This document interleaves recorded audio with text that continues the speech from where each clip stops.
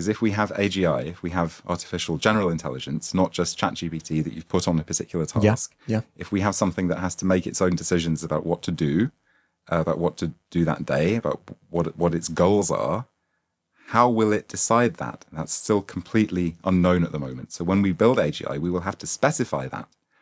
And we will be responsible for what kind of AGI we build. And the answer, the laws of Asimov, I remember those principles. Well, they don't tell it what to do. Tell it what not to do. What not to do. But we'd have to do what to do. Are there any codes, or are there any principles? We come to, it's essentially emotions and feelings. Because what makes us decide what we want to do in the morning, it's something like, I'm responsible for my family. I'm responsible for my house. I have to work because otherwise I'll be evicted. I'll end up in the streets. In the streets, Or it's something like, I'm going to work because I like my job, because I'm interested in this. Because I actively wake up wanting to explore and wanting to go and discover. Or I want to travel in the summer, so I want to save up some money and etc. Or goals. It's because my boss is phoning me going, get into work or you're fired. But these are all feelings. These are all very human things. Emotional in order to have a drive from those things that makes you do something, we have our dopamine system, we have our adrenaline, we have all these, many of our feelings are related to actual chemicals flooding around our body. And if not chemicals, to activation of emotional parts in the brain. We have hope, we have fear. And without these things, it will be very hard to say why an artificially intelligent general agent would be able to do anything.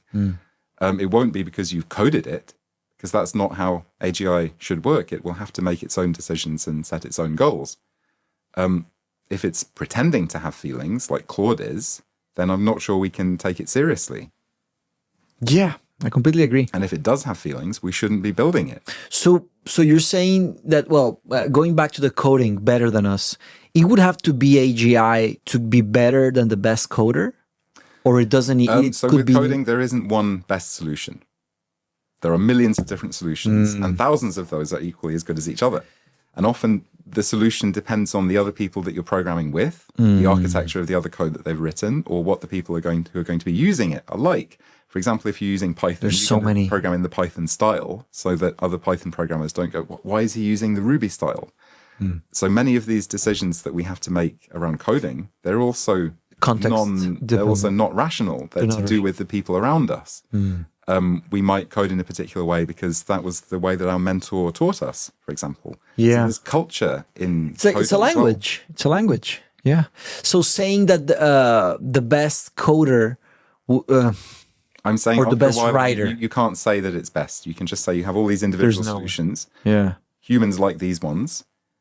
Maybe Claude would like these other ones, and humans wouldn't like those. So any benchmark would fail. Like if we made a tournament or a championship or a contest. In culture, the benchmark is constantly evolving. There is essentially no benchmark. There is no benchmark. It's very similar to what kind of pop music counts as pop music these days. So let's find an application. For example, Google. Google has a CTO, the Chief Technical Officer, right? And it's human. What if at some point Google hires, or do you see that future happening? I'm just exploring here. I don't know if they use an agent as exactly like this is the idea of corporations as people, and then agents as corporations. So you can imagine a world where Claude can actually start a company on its own. Claude can then make money, and no one can take that money away from Claude, and then it has Claude a bank account use it for whatever it wants to do. Use it forever, and then the words get strange. Like wants, can a model want something? What does the verb? They can say it wants something.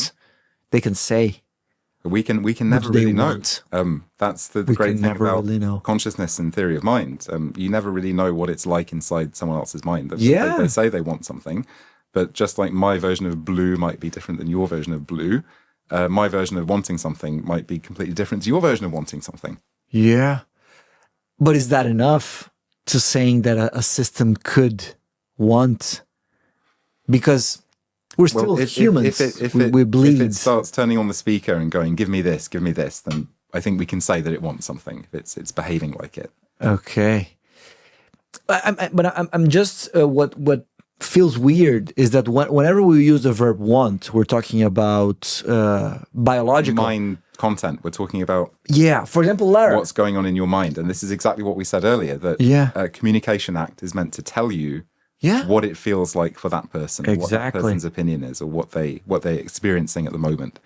And Claude cannot tell us what it's experiencing because it doesn't experience anything. There we go. And we're talking about Claude as if it's one thing. Yeah. There's actually billions of copies of Claude. You start a new copy. It's not anywhere. And it doesn't have any memory. It doesn't know what you told it last time. You start a new session, and it's a completely blank slate. Yeah. So Claude isn't really an agent. Yeah. It's not an AGI agent at all. If you step away from it, when you come back, nothing will have changed. Yeah. Because for example, we can say Lara wants to eat. Or like, we want Szechuan. I'm starting to get hungry. It could be an idea to go and get a Chinese food. But that's one way of using want. But then when a model says it wants something, that eludes, it creates an illusion. And we even use that when we use Excel. We use, Excel wants to... Yeah. My computer doesn't want to turn off or turn on. So computers have been taking these words from us. Yes, for a long time. For people. Yeah, we anthropomorphize them. That's the word. Yeah, we anthropomorphize them. Anthropomorphize them. Yeah, man. It is a strange world, man, because as you said, the kids that interact with Mars, they don't know if it's someone in there or not. And actually, that's true for adults as well. Maybe adults, yeah. Because again, we are very lucky. I've spent 10 years studying machine learning, and I can tell you all about how Claude is trained right from the beginning to the end. I think the really important thing there is that there's this fine-tuning stage. Claude is only like it is because it's looked at thousands of people who've been told, answer the question in a helpful way. So thousands and thousands of people writing out a couple of paragraphs, answering in the helpful way. That's the reason why Claude is as it is. Before that, there's the stage where you give it the whole of Wikipedia and all of the Library of Congress. After that stage, it gets the intelligence, but it doesn't have any control. It will be rude, it will be aggressive, it will be violent, and it will tell you to do dangerous things. So amoral, Yeah, so it's not only children who don't know what's going on inside Claude, it's most of the users. Because unless you've spent an hour or so fully understanding the idea that it's read all these library books, and then it's essentially your crazy unhinged friend who doesn't have any filter, and then it has this fine-tuning layer on top, and then it has the prompt after that. It's only through understanding these three stages that you can get a good idea of what's happening when Claude talks to you. Because otherwise, Claude talks to you, and all you can imagine is what a person might be feeling if they were Claude. That's what Anthropic really wants you to do, because if you identify with Claude as a person, then you'll form more of a relationship with it, and you're more likely to sign up for the next layer of contract. But open when your wallet. Claude talks to you, the real information that you should really get from that is about what's going on inside the computers that are running Claude. That is the best way to interact with AI, to not listen to what it's telling you as if it's pretending to be a person.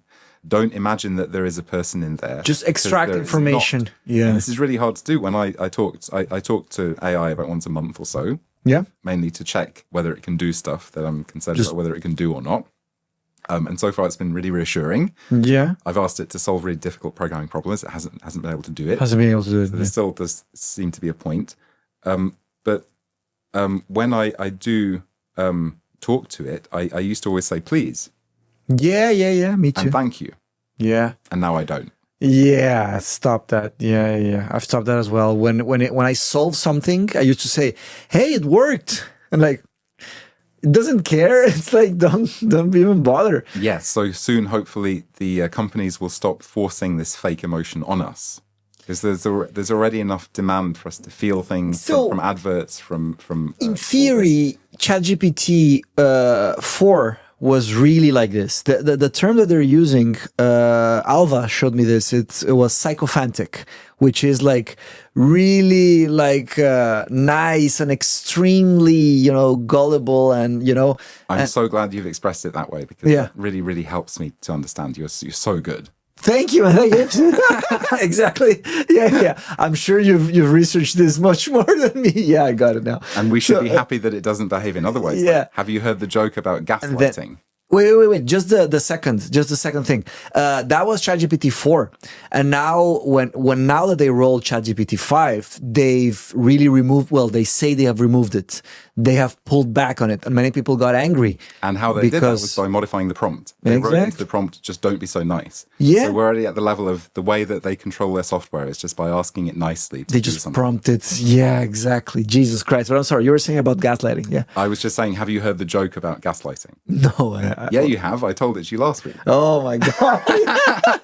So we should be happy that the models are not actually being nasty to us. At the moment. Okay. Yeah, man. Jesus. So much, man.